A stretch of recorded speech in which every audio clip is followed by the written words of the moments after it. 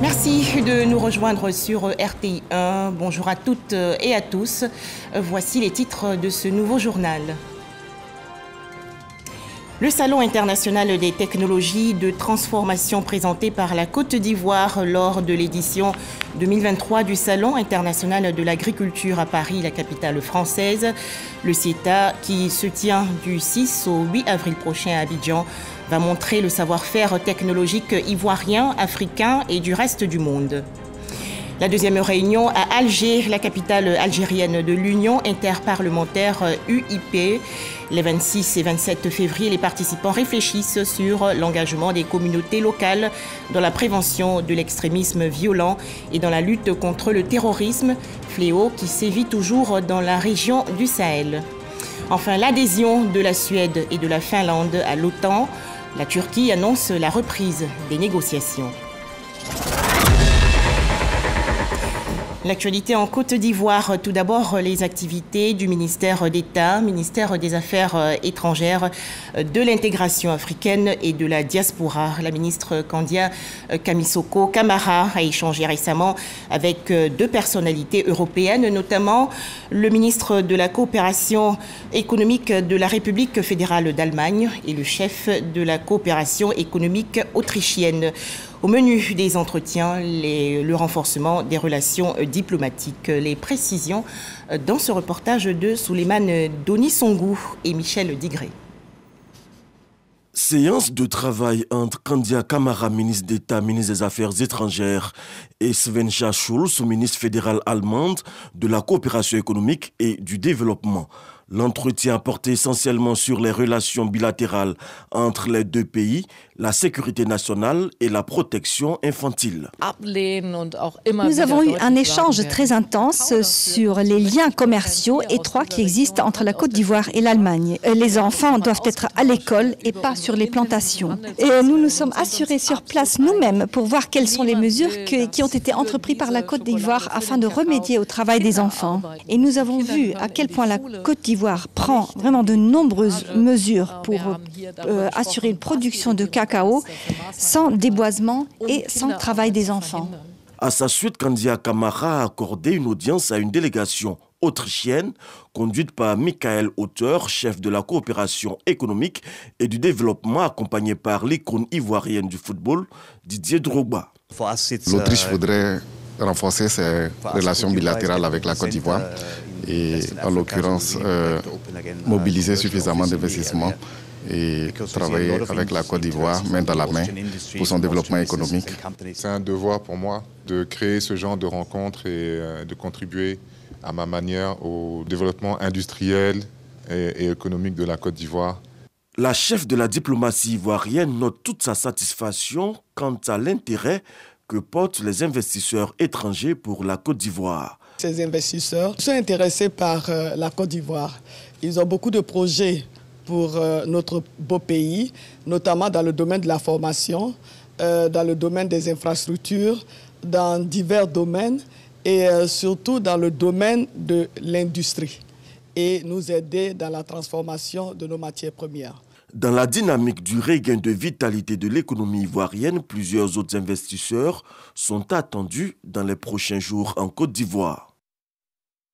Un tout autre sujet à présent, le Salon international de l'agriculture 2023 à Paris, la capitale française. La Côte d'Ivoire participe à ce grand rendez-vous du 25 février au 5 mars prochain. Et son stand a abrité récemment une conférence pour présenter le Salon international des technologies de transformation, le CIETA. Événement en présence du ministre d'État, ministre de l'Agriculture et du Développement rural, Kobenan Kwasi Adjoumani. La 4e édition du CIETA va se tenir du 6 au 8 avril prochain dans le district d'Abidjan. Plus de détails, Jean-Jacques Kamkwame-Ala. À Paris, au Salon international de l'agriculture, le Conseil du coton et de l'anacarde a présenté le Salon international des équipements et des technologies de transformation de l'anacarde au cœur des discussions de cette 4e édition. La transformation du cajou, une transformation dont le taux a atteint les 21% en 2022 avec plus de 18 000 tonnes. L'objectif pour nous, c'est toujours la promotion de tout ce qui est équipement en termes de transformation de l'anacarde. Aujourd'hui, nous sommes au 3e transformateur de noix de cajou au monde et nous sommes en train de chercher vraiment à atteindre les 50% de la transformation au niveau local. Pour atteindre cet objectif, des plateformes de transformation ont été créées par l'État à Bandoukou, Korogo et bientôt Séguéla. C'est de pouvoir à terme avoir des agro-industries dans toutes les zones de production de noix de cajou. Et nous pensons que c'est de cette seule façon que nous pourrons permettre aux producteurs de pouvoir bénéficier véritablement du fruit de son travail. Rendez-vous est donc pris du 6 au 8 avril prochain à Abidjan au Sieta. Plus de 15 000 visiteurs sont attendus. Rappelons que la Côte d'Ivoire est le premier producteur mondial de noix brutes de cajou avec plus d'1 million de tonnes et 3e fournisseur d'amandes sur le marché international. Salon international de l'agriculture 2023 à Paris, en France. Le ministère des Eaux et Forêts fait également partie de la délégation ivoirienne. Son stand fait la promotion des actions de préservation et de réhabilitation du couvert forestier ivoirien. Pour en parler, Mamadou Kouassi. La forêt du Banco en miniature avec ses composantes, dont une retenue d'eau dans les rochers, prise d'assaut par les nombreux visiteurs. Nous sommes sur les stands de la Côte d'Ivoire au Salon international de l'agriculture de Paris. Exactement, j'ai appris que c'était une forêt qui était au centre de la ville d'Abidjan et je trouve remarquable qu'on ait pu conserver ce patrimoine. Le parallèle que j'ai pu faire, c'était avec Central Park à New York, donc c'est très bien et je trouve que c'est une bonne chose de conserver, d'avoir un bon conservatoire pour conserver les arbres et faire en sorte que les espèces ne se perdent pas. La protection de la forêt et surtout de la biodiversité, le gouvernement et le secteur privé en ont fait une priorité.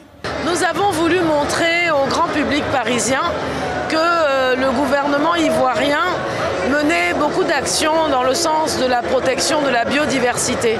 Et puis donc nous montrons que nous avons une agriculture responsable en Côte d'Ivoire. Pour rester dans cette dynamique, le ministère des Eaux et Forêts répond présent également à cette 59e édition avec un stand. Avec le phénomène de la déforestation, il était très important que le ministère des Eaux et Forêts soit sur le site du Salon international de l'agriculture pour permettre aux Eaux et Forêts de présenter encore une fois la stratégie de la Côte d'Ivoire pour lutter contre la déforestation et solliciter que des partenaires puissent s'engager avec la Côte d'Ivoire pour l'aider à mettre en œuvre ce programme qui a besoin d'un financement à hauteur de 616 milliards de francs CFA.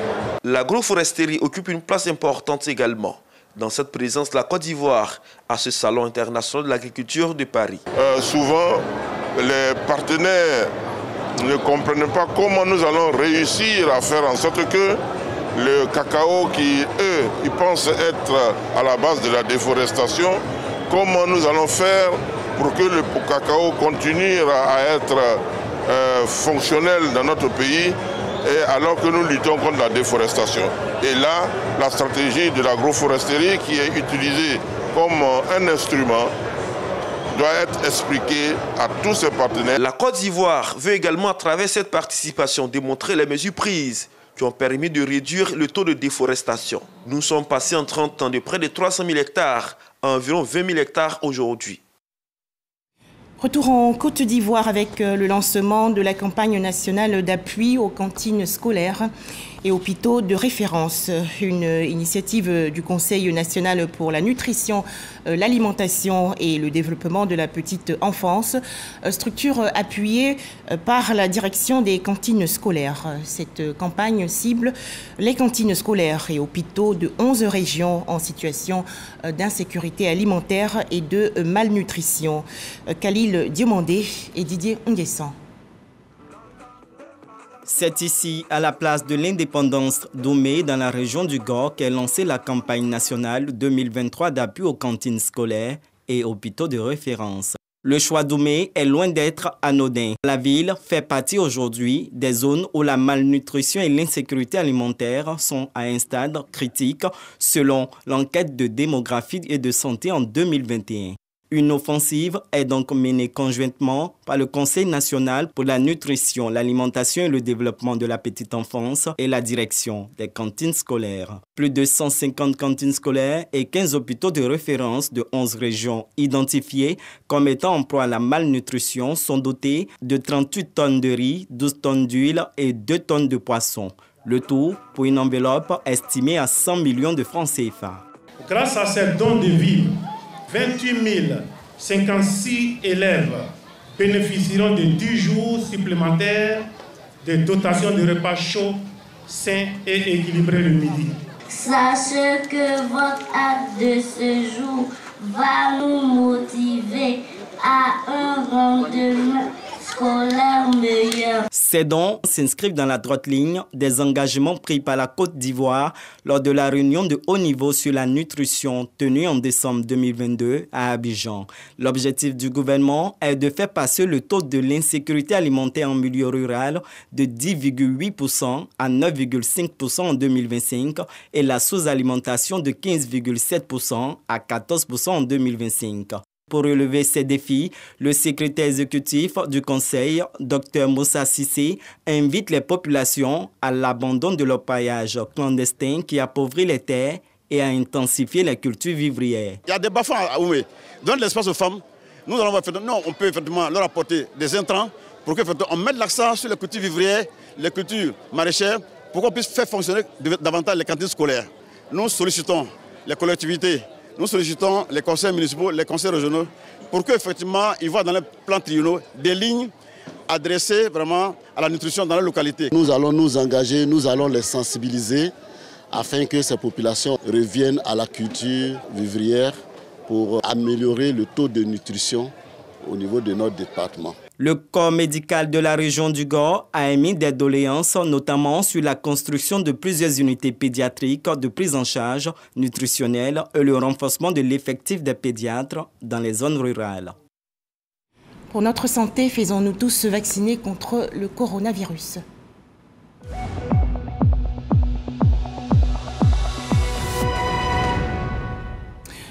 La Côte d'Ivoire, toujours face au coronavirus. 3 nouveaux cas ont été enregistrés hier par le ministère de la Santé, de l'Hygiène publique et de la couverture maladie universelle.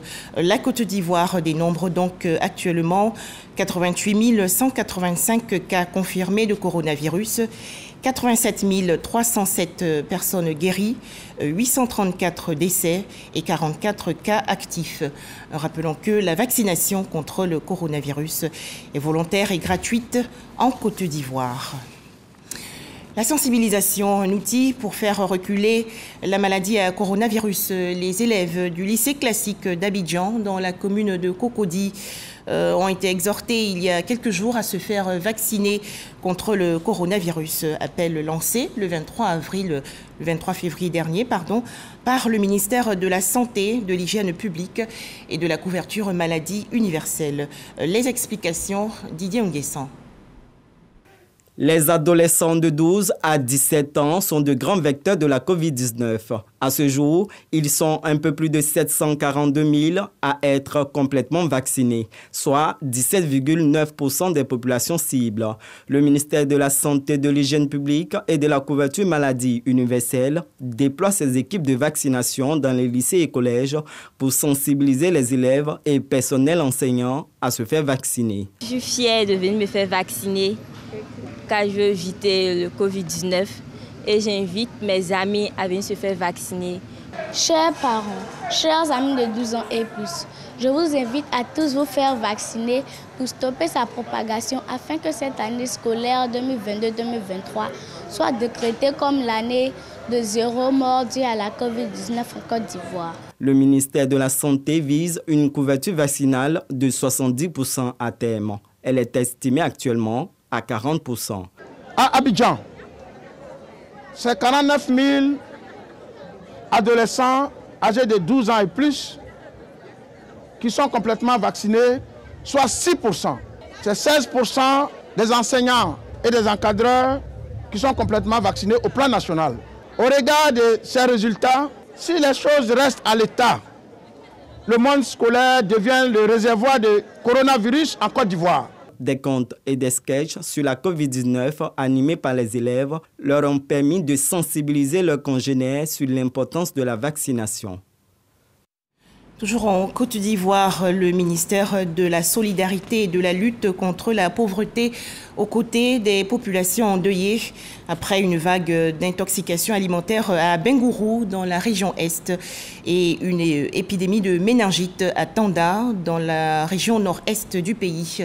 La ministre Belmondo Dogo a offert des vivres et non-vivres aux populations impactées. Plus de détails, Herman Niamia. Dans cette cour d'Aniansué, sous-préfecture du département d'Abengourou, 5 membres d'une même famille ont perdu la vie le 12 février dernier après avoir pris un repas. Au nom du président de la République Alassane Ouattara, la ministre de la Solidarité et de la lutte contre la pauvreté s'est rendue à Aniansué pour apporter la compassion du gouvernement. Après Aniansué, Miss Belmondo Dogo et sa délégation se sont rendus dans le village de Yaoukro, dans la sous-préfecture de Tankessé, où un drame similaire s'est également produit le 9 février dernier. Une intoxication alimentaire a fait 7 victimes, dont 3 décès, dans le village de Giagbango, situé à 12 km de Tanda. Ici, une épidémie de méningite a tué 7 écoliers le 8 janvier dernier. Quand la maladie est venue, ça a tapé mes 2 enfants, c'est tué les 2 là. Premier là, il a 16 ans. Deuxième, il a 15 ans. Au-delà, là, ça me fait mal, mais en tout cas, quand le ministre est venu à parler, ça me fait beaucoup plaisir, quoi. À Transuya, où les 2 membres du gouvernement ont terminé cette tournée, c'est une violente tornade qui a décoiffé plusieurs habitations dans 8 villages, faisant un mort et plusieurs dégâts matériels le 12 février dernier. Cette femme a perdu son fils de 4 ans dans cette catastrophe. C'est ça, brique là aussi, la tapée. Là, on a soulevé, ma grand sœur l'a mis au dos, on est parti à Transia, on est parti et c'est gâté. Les 2 émissaires du gouvernement ont assuré aux populations que le gouvernement est toujours à leur écoute. Le gouvernement ivoirien est aux côtés des populations les plus vulnérables, pour traduire en acte la vision du président de la République. Hier, nous étions à Aniansué, aujourd'hui nous faisons Transuya. Aujourd'hui, plus que jamais, le gouvernement est à vos côtés. Nous ne sommes pas venus pour parler aujourd'hui de développement, mais vos élus savent très bien qu'en matière de développement et dans le cadre du budget 2023, beaucoup de réalisations vont se faire. Plusieurs dons de vivres et non-vivres ont été remis aux populations sinistrées de Transuya. Autre actualité avec la 7e journée des gestionnaires des parcs et réserves de Côte d'Ivoire. Événement organisé par l'Office ivoirien des parcs et réserves. Il s'agit pour l'OIPR de faire le bilan de ses activités 2022, présenter les perspectives pour 2023 et échanger sur les conditions de travail des agents. Pour en parler, Jean Djadji. Les agents de l'Office ivoirien des parcs et réserves, OIPR, sont à l'honneur des journées des gestionnaires des parcs nationaux et réserves naturelles de Côte d'Ivoire. Le bureau de l'OIPR de Soubré est le lieu choisi pour célébrer le travail de ces gestionnaires, dresser le bilan de l'année écoulée et échanger sur les perspectives. National de la Marawi qui est occupé à plus de 90%. Aujourd'hui, nous avons pu récupérer 36 000 hectares. Donc les mesures de gestion sont en cours pour qu'on puisse récupérer l'ensemble de la réserve. L'administration territoriale a été associée. C'est un grand plaisir pour nous de les accompagner parce que ça permettra à notre État de voir un peu ce qui se passe à l'OIPR. La journée des gestionnaires des parcs nationaux et réserves naturelles de Côte d'Ivoire a été marquée par un match de gala entre agents de l'OIPR et les partenaires, un tournoi de Maracana, une séance de fitness, mais aussi et surtout par la célébration des meilleurs agents admis à faire valoir leurs droits à la retraite. Direction à présent Kong, dans la région nord-est du pays. Le conseil municipal a tenu récemment sa toute première session 2023. Cette rencontre s'est déroulée dans les locaux de la mairie. À noter que la municipalité a réalisé avec beaucoup de satisfaction plusieurs projets. Les détails, Kader Sogodogo de RTI Boaké. Première session 2023 du conseil municipal de Kong. Pour ce grand retour, le conseil municipal a planché sur le point inscrit à l'ordre du jour, notamment la modernisation des actes administratifs, la salubrité, ainsi que des actions allant dans le sens de l'autonomisation des femmes et des jeunes. Le préfet du département de Kong, Soumaro Soualio, tout en félicitant le maire et son équipe pour les efforts en vue du développement et l'amélioration des conditions de vie des populations, demande au conseil municipal de se pencher sur la question du logement à Kong, avant de réitérer l'engagement et la disponibilité du corps préfectoral à accompagner l'équipe municipale pour la réussite de sa mission.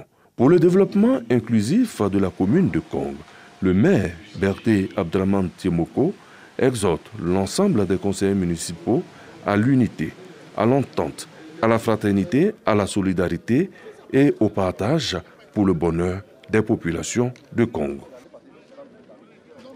Retour dans le district d'Abidjan. La Direction générale de l'énergie a fait le point sur la mise en exécution du programme Électricité pour tous. C'était le 21 février dernier lors d'une rencontre organisée par le Centre d'information et de communication gouvernementale. À noter environ 1 500 000 branchements depuis le lancement en 2014 du projet. Les explications de William Kakou et Franck Kouadio.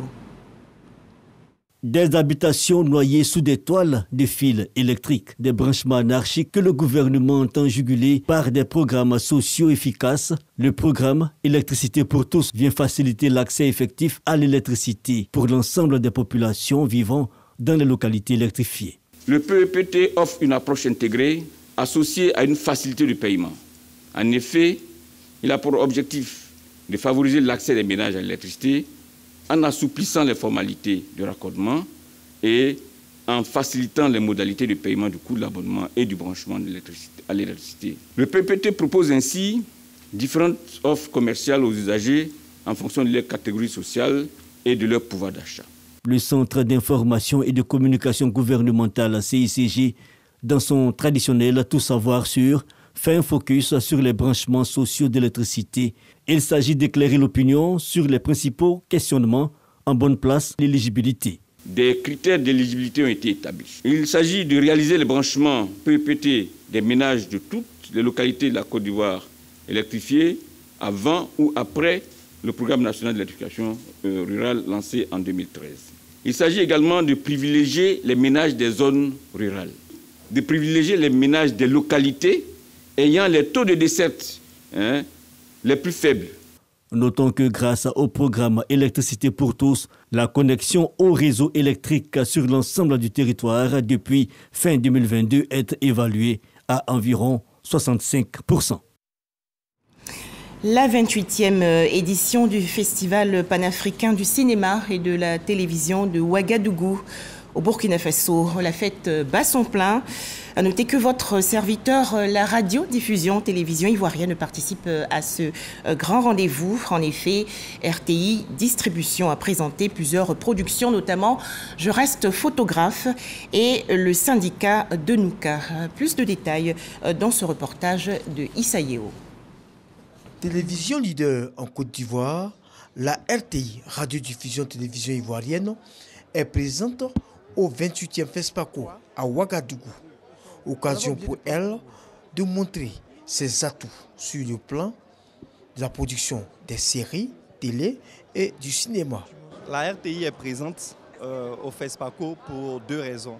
La première raison, c'est de pouvoir soutenir et accompagner 4 de nos productions qui sont nominées, notamment 2 séries.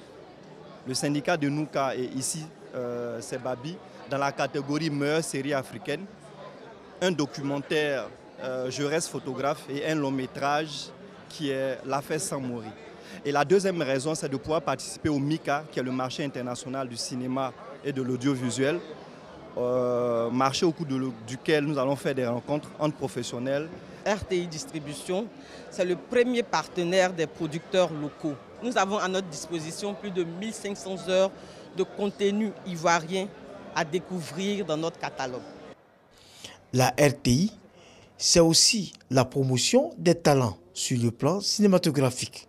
Nous avons plusieurs séries en compétition et je crois que ça serait un plaisir pour nous de repartir avec le premier prix, en tout cas en Côte d'Ivoire, pour une de nos séries. Cassis Saint-Blanc indique que le FESPACO reste une lucarne privilégiée pour la RTI de faire la promotion des baby-wood, ce grenier de production et de distribution des films compétitifs sur le continent. Revenons en Côte d'Ivoire, notamment à San Pedro, dans la région sud-ouest du pays. Les meilleurs fonctionnaires de police ont été célébrés et récompensés. C'était lors de la deuxième édition de la journée de l'excellence organisée par la préfecture de police. Le point dans ce reportage de Sam Conan. Commissaire de première classe Bakayoko Abdoulaye, chef des services au commissariat mixte de Tabou, capitaine Bakayoko Sekou, commandant de la compagnie d'intervention à la préfecture de police, et un sergent-chef de la brigade de recherche et d'intervention sont désignés chacun dans son domaine meilleurs fonctionnaires de police pour le compte de l'année 2022. Au niveau des services, c'est la compagnie républicaine de sécurité numéro 4 commandée par le commissaire principal Harding Joseph qui vient en tête. C'était à l'occasion de la journée d'excellence initiée par la préfecture de police qui est à sa deuxième édition. Il s'agissait de célébrer les meilleurs policiers. Ils sont tous méritants, mais il faut choisir 3. Le meilleur commissaire, le meilleur officier, le meilleur sous-officier de police de la préfecture de police de San Pedro. Également choisir le meilleur service de police afin de créer une saine émulation entre nos agents. Les populations du Bassa-Sandra vaquent à leurs occupations en toute quiétude grâce aux opérations menées par la préfecture de police.